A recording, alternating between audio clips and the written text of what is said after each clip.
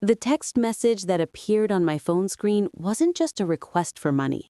It was a lit fuse, and I was about to find out it was connected to a bomb I never knew my own family had built. Before we continue, make sure to subscribe. My name is Clara Jensen. I'm 52 years old, and I've spent the last 30 years building a quiet, comfortable life here in Omaha. I run my own small accounting firm. Order, precision, fairness, those are my principles. That Tuesday morning, I was deep in a client's quarterly taxes when my phone screen lit up, shattering my concentration. It wasn't a client. It was my brother, Mark. The message was blunt. Clara, I need $4,500. The Jeep needs a new transmission. Has to be done by Friday. $4,500? Not, can you help? Not, I'm sorry to ask, just a demand. My jaw tightened. This wasn't for a medical emergency, not to keep the lights on. This was for a car he'd insisted on buying, far beyond his means. I took a slow breath, my fingers tapping firmly on the glass screen. Mark, that's a significant amount. I can't just send that. Have you looked into a payment plan with the mechanic? The response was almost instantaneous. Not from Mark. My mother's name flashed on my screen. Her message was like a bucket of ice water. Your brother needs your help. This is what family does. Send the money, or perhaps you need to reconsider what being part of this family means. I actually put the phone down on my desk, pushing it away like it was something toxic. My heart was a frantic drum against my ribs. Reconsider what being part of this family means. After everything I'd done, after decades of being the reliable one, the one who always answered the call, they were drawing a line in the sand over a car repair? The memories came flooding in, unwelcome and sharp. Me, at 20, working 2 jobs to put myself through night classes while my younger brother got a brand new car for his high school graduation. My mother's voice, always so quick to defend him. He's not as strong as you, Clara. He needs a little extra help. I'd swallowed my pride time and again, thinking I was being the bigger person, the responsible one. 5 years ago, after my father passed, I'd set up a joint account. It was supposed to be a safety net for my mom, for her property taxes, her utilities, unexpected medical bills. I'd transfer a set amount every month, and I'll admit I'd been too busy, or maybe just too trusting, to scrutinize the withdrawals closely. I'd built the net and I assumed they'd only use it to keep from falling. But this felt different. The sheer entitlement of the demand followed immediately by that nuclear option from my mother. It wasn't just about the money. Something was off. I could feel it in my gut, a cold, sinking certainty. That night, I couldn't sleep. I paced my living room, the silence of my own well-ordered home, a stark contrast to the chaos in my head. Their words played on a loop. Reconsider what being part of this family means. Finally, around 2 a.m., I stopped pacing. I opened my laptop, my hands steady now with a grim purpose. I logged into the bank's website for the joint account I shared with my mother. I navigated to the statements, my eyes scanning the lines of transactions I'd ignored for so long. And then I saw it. A withdrawal from 2 days ago. Not for a utility bill. Not for groceries.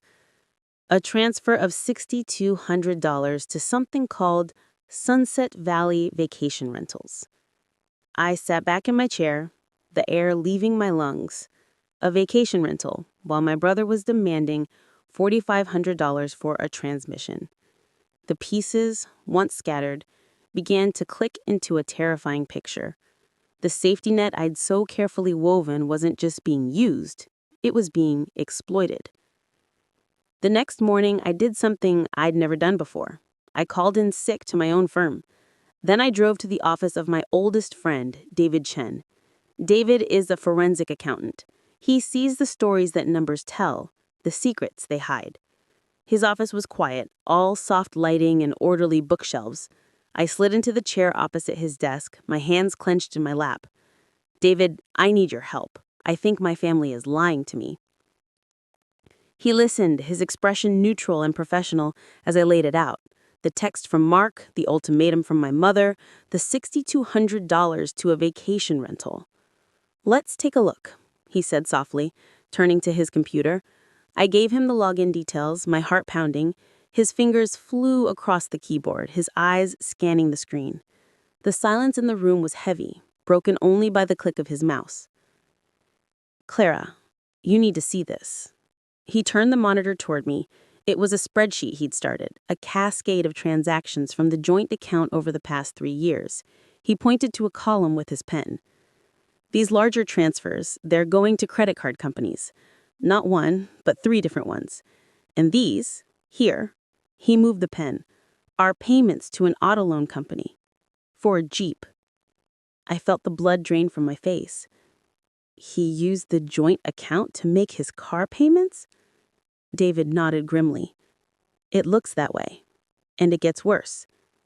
These consistent smaller withdrawals, boutiques, high-end electronic stores, and quite a few to a marina. A marina, Clara." I stared at the screen, the numbers blurring. It wasn't just a few misused dollars. It was a pattern, a lifestyle, funded by me. All those times my mother had called, her voice trembling, saying the roof was leaking or the insurance was due. Had any of it been true? Or was it all just a performance to finance my brother's boat slips and my mother's vacations?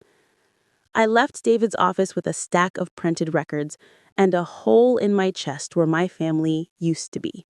The trust I had, the loyalty I felt, it was all gone, replaced by a cold, hard fury. I closed the joint account from my phone in the parking lot, my thumb pressing the confirm button with a finality that shook me to my core. I sent one email to my mother and my brother. It contained only 3 sentences. "The joint account is closed. I have seen the transaction history. Do not contact me again for money." The response was a hailstorm. My phone erupted with calls, one after another. I let my brother's call go to voicemail. His voice was a panicked shriek. "Clara, what did you do? Mom is hysterical. You call me back right now. You can't do this to us." I deleted it. Then I listened to my mother's. Her voice wasn't angry. It was cold, dripping with venom I'd never heard from her before. "After everything your father and I did for you, this is the thanks we get? You are a selfish, ungrateful woman. You will regret this." I put the phone down. The room was silent again, but the silence was different now. It wasn't empty. It was waiting. I had pulled one thread, and the entire tapestry of lies was beginning to unravel. And I knew, with a chilling certainty, that I had only seen the beginning. I thought closing the bank account was the end of it. I had no idea it was only the beginning, and the truth I was about to uncover would change the meaning of family for me forever. Before we continue, make sure to subscribe. The silence after I cut them off lasted about 48 hours. It was a heavy, tense quiet, and I spent it with David Chen, digging deeper into the financial grave my family had been digging for years. We weren't just looking at the joint account anymore. We were pulling on every thread, cross-referencing every hint. David found the second mortgage first. My mother had taken it out on the family home 5 years ago, just after my father died, the home he'd worked his whole life to pay off. She told me it was free and clear. That was a lie. $150,000 gone, and the records showed large payments from the joint account going to service that loan. "Clara," David said, his voice gentle but firm, "you need to prepare yourself. The spending, it's systemic. It's not just irresponsible. It's a fundamental part of their financial structure, and you were the foundation holding it all up." He showed me the final tally. Between the drained joint account, the credit card debt I'd been indirectly paying, the car loan, and the second mortgage, the total was over $400,000. I had been the silent, unwilling investor in their house of cards. That's when I decided I needed to look my mother in the eye. I couldn't let this end with emails and voicemails. I drove to the house I grew up in on a Saturday afternoon. The familiar oak tree in the front yard, the porch swing my father built, it all looked the same, but it felt like a stage set for a play I was no longer in. I walked in without knocking. They were all in the living room, my mother on the sofa, my brother in my father's old armchair. The air was thick with their resentment. "I know about the second mortgage, Mom." I dropped the folder of bank statements and loan documents on the coffee table. "I know about the $400,000. My mother's face went pale, then flushed with anger. "You have no right, snooping through my private affairs like some spy." "Your affairs?" I couldn't stop the bitter laugh. "You funded them with my money.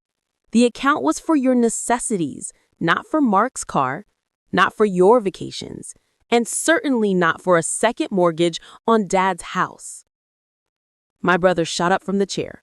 "You think you're so much better than us, with your perfect little life and your perfect little job? You owed us. You had it easy." I had it easy. The words tore out of me. I worked for everything I have, every single thing, while you were handed a life on a silver platter that no one could afford. You didn't just spend your money, Mark. You spent mine. And you? I turned back to my mother, my voice trembling with the grief I couldn't control. You were the architect. You enabled him, and you used me to pay for it. My mother stood up, her eyes blazing with a toxic mix of guilt and fury. "I did what I had to do to take care of my son. Your father would be ashamed of you, ashamed for turning your back on your own blood." That was her final weapon. Always my father. And for a moment, it worked. A sharp pain lanced through me. But then I looked at my brother, standing there, not denying a thing, just glaring at me like I was the criminal. I saw the complete lack of remorse, the utter entitlement. "You don't get to use Dad's memory to justify this," I said, my voice low and steady again. "He believed in hard work. He believed in honesty. You've betrayed everything he stood for." I looked from my mother's tear-streaked, angry face to my brother's defiant sneer. There was nothing left to say. The family I thought I had was a phantom. A story I told myself. "I'm done," I said, picking up the folder. Your own. Completely." I walked out of that house for the last time. Their shouts followed me, "You'll be sorry," and "We'll never forgive you." But they sounded distant, like noise from a television in another room. The cord was cut. In the months following, I focused on my own peace. I blocked their numbers. I started seeing a therapist to untangle the knots of guilt and obligation they'd tied around me for 50 decades. It was hard, painful work. Letting go of the dream that they would ever see me as anything other than a wallet was a mourning process. About 8 months later, I heard through a cousin that my mother had lost the house. The debts had finally collapsed in on themselves. The bank foreclosed, my brother had to move into an apartment, and for the first time in his life, he was working a full-time, hourly job to pay his own rent. I didn't feel happy about it. I felt a profound, aching sadness, but I didn't feel responsible. That was the breakthrough. Their consequences were finally theirs alone to bear. They were no longer my burden. This whole journey taught me a brutal but necessary lesson. Family isn't a transaction. Love isn't a debt to be paid. For years, I confused my sense of duty with my need for their love, and they exploited that confusion without a second thought.